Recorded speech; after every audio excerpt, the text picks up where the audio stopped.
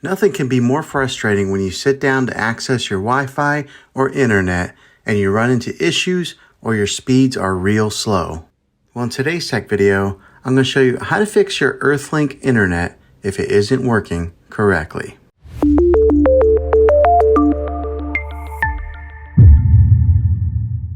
The first one is the easiest one to try, and that's to take any device that you're having issues with, whether it be your cell phone or maybe a TV, and power it down or unplug it from the wall outlet. Powering it down or unplugging any kind of power source going to it is what we call a hard reset.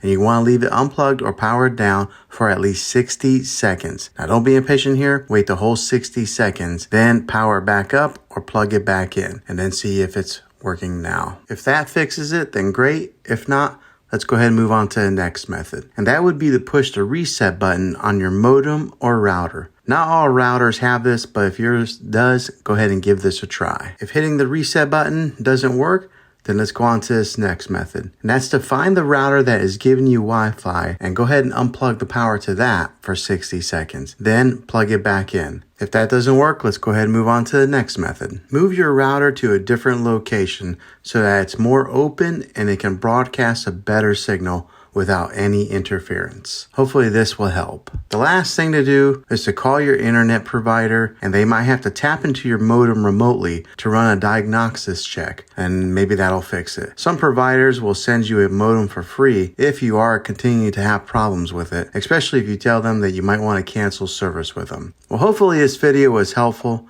If it was, go ahead and throw a thumbs up on it. Go ahead and subscribe to my channel. I make tech videos all the time, and I'd love to have you back in the next one. Take care.